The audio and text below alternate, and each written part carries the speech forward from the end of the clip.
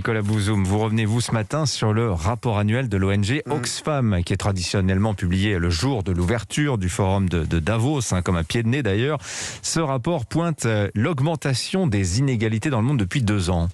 Oui, avec des punchlines qui sont assez fortes, du type un nouveau milliardaire toutes les 26 heures. Alors ce sujet des inégalités, c'est un vrai sujet, parce que c'est bien aujourd'hui une évolution vers plus d'inégalités que l'on observe au niveau mondial, inégalité de revenus, surtout inégalité de patrimoine, y compris en France, même si c'est quand même beaucoup moins fort qu'ailleurs, parce qu'on a des prélèvements obligatoires qui sont très redistributifs.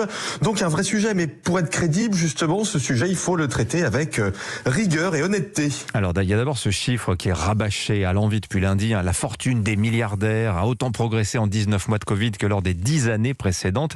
Ça n'est pas le cas, Nicolas ?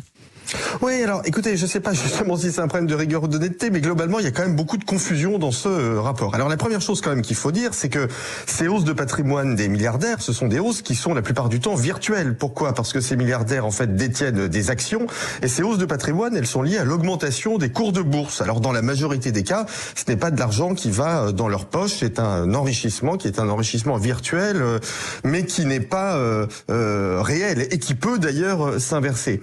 Deuxième type de confusion qui me met hors de moi, c'est la confusion entre les stocks et les flux. Par exemple, le rapport nous dit, depuis le début de la crise, la fortune des milliardaires a augmenté de 236 milliards d'euros. Ça permettrait de quadrupler le budget de l'hôpital public. C'est ce que nous dit Oxfam. Eh ben non, c'est faux, c'est archi faux, parce que le patrimoine, c'est un stock virtuel en l'occurrence. Un budget, c'est un flux qui doit se renouveler tous les ans, et c'est un flux d'argent bien réel. Donc il n'y a pas de correspondance entre les deux. Ça, c'est de la manipulation statistique. Et puis, dernière confusion, mais non des moindres, une confusion logique. Oxfam nous dit le monde compte un nouveau milliardaire toutes les 26 heures, alors que 160 millions de personnes sont tombées dans la pauvreté.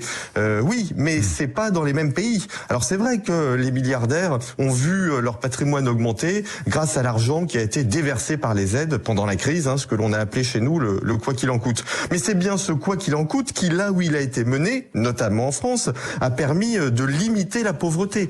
Donc il n'y a pas de correspondance, il n'y a pas de lien causal entre l'augmentation du nombre de milliardaires qui générerait plus de pauvreté. Ça aussi, c'est une manipulation. Donc les riches sont plus riches, mais c'est pas sur le dos des pauvres, en tout cas en ce qui concerne la France. Bon, qu'est-ce qu'on peut tirer de ce rapport pour conclure ?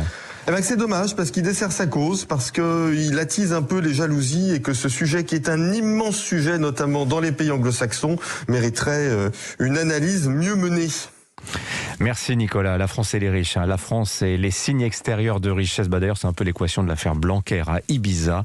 Oui. On en reparlera avec tout à l'heure Nicolas Bétou à 7h50. Merci Nicolas Bouzoum.